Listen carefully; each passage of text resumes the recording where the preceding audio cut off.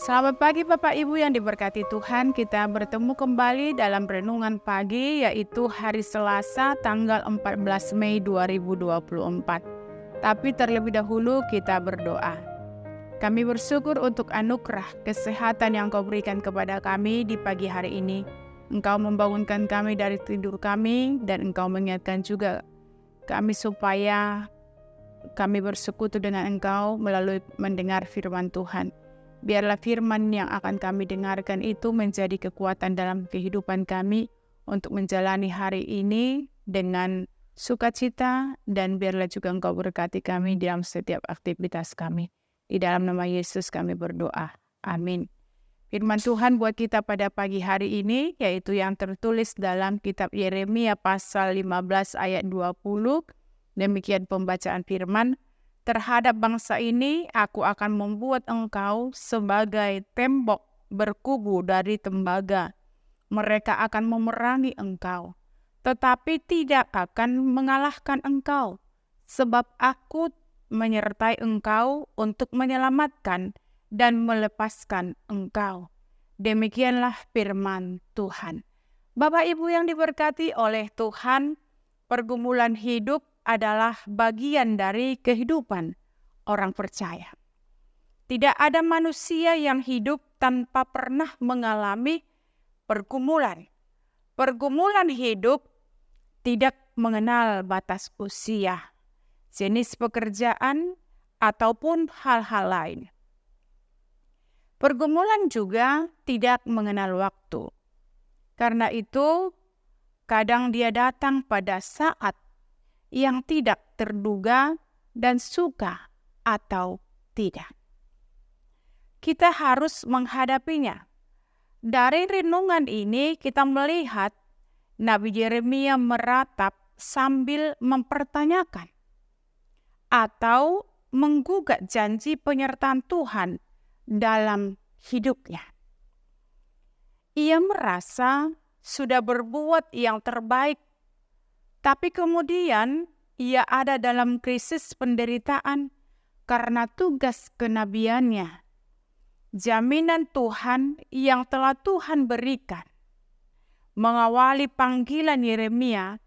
Kalau kita baca dalam Yeremia pasal 1 ayat 18, yakni Allah akan menjadi tiang besi dan tembok tembaga. Yang terkait dengan keperkasaan dan kemahakuasaan Tuhan. Terasa tidak nyata sehingga Yeremia tidak lagi sanggup berdiri kokoh di tengah ancaman. Yeremia pun mempertanyakan jaminan Tuhan. Dalam krisis kehidupan karena beratnya tantangan, nabi mempertanyakan janji dan jaminan penyertaan Tuhan. Bahkan Yeremia berpikir Tuhan itu tidak adil. Kondisi ini kadang menjadi pergumulan kita. Di tengah krisis kehidupan yang dihayati karena penderitaan, sering kita juga mempertanyakan kemahakuasaan dan keadilan Tuhan dalam hidup kita. Bapak Ibu yang dikasihi Kristus, memang tidak ada manusia yang tidak berdosa. Kita mesti belajar bahwa kadang sebagai nabi, kita mengira ia tidak berdosa lagi, padahal seorang nabi tetap perlu melakukan autokritik, menjadi penyambung lidah Allah, menempatkan diri setiap orang untuk terus-menerus melakukan koreksi dan kritik pada dirinya sendiri. Apakah ia sudah menjadi penyambung lidah yang benar atau belum? Sebab setiap orang tidak pernah 100% benar. Maka setiap kita perlu kritis terhadap diri. Sang nabi dituntut Tuhan agar setiap saat ia ada dalam proses pertobatan. Hanya dengan begitu kita bisa menjaga kekudusan dan kemurnian pelayanan serta menerima janjinya. Semua kebenaran kita terbatas dan harus selalu terbuka untuk dikritik. Bapak Ibu yang dikasihi Kristus, ketika Yeremia berada dalam situasi seperti itu, Tuhan berbicara dan meneguhkan janjinya. Tuhan hadir dengan sebuah perspektif yang baru bahwa Tuhan akan tetap bersama. Sekali lagi, simbol besi dan tembaga diperdengarkan kembali pada renungan kita pada pagi hari ini yang mengatakan bahwa kemahakuasaan Tuhan akan dinyatakan. Itu sebabnya tadi Allah mengatakan bahwa walaupun dia menghadapi tantangan, pergumulan, masalah, tetapi Tuhan tidak pernah meninggalkan Yeremia. Tuhan tetap menyertai. Itu tadi yang kita baca di dalam renungan kita, di mana dikatakan, sebab aku menyertai engkau. Memang di tengah-tengah kondisi yang kita hadapi, seakan-akan kita tidak disertai oleh Tuhan.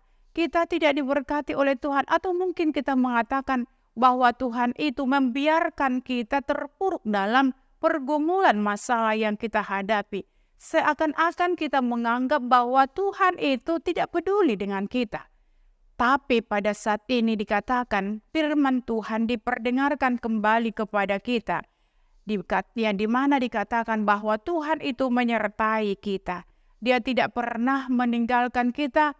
Kalaupun Tuhan izinkan pergumulan itu terjadi dalam kehidupan kita, tapi bukan berarti bahwa Allah meninggalkan kita. Bukan berarti Tuhan lepas tangan dari seluruh pergumulan masalah yang kita hadapi. Penyertaan Tuhan itu tetap nyata. Tapi karena sulitnya atau mungkin pergumulan itu yang kita hadapi bertubi-tubi dalam kehidupan kita, sehingga kita menganggap bahwa Tuhan itu lepas tangan dari kehidupan kita. Tapi pada saat ini melalui firman hari ini, renungan kita hari ini ditegaskan kembali bahwa Tuhan menyertai kita. Bahkan dikatakan Tuhan itu menyelamatkan dan bahkan dikatakan melepaskan kita. Itulah firman hari ini.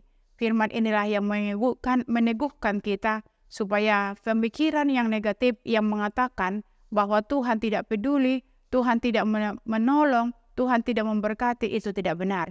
Tetapi Tuhan tetap melindungi kita, bahkan melepaskan kita dari seluruh pergumulan masalah yang kita hadapi. Imanilah firman Tuhan, yakinilah firman Tuhan, janji Tuhan itu kekal adanya.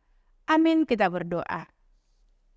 Tuhan Yesus yang baik, terima kasih buat firman yang boleh kami dengarkan di pagi hari ini, yang mengingatkan kami bahwa Tuhan menyertai kami.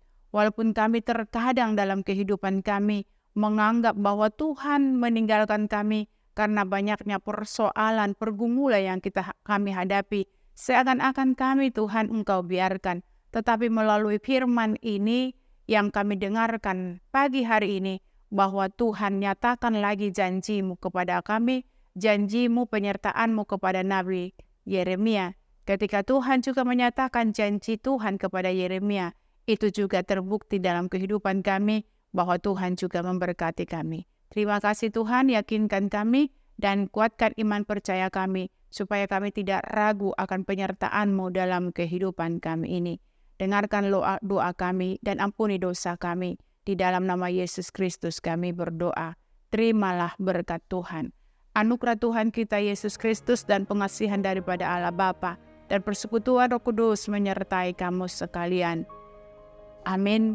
Selamat pagi, Tuhan Yesus memberkati.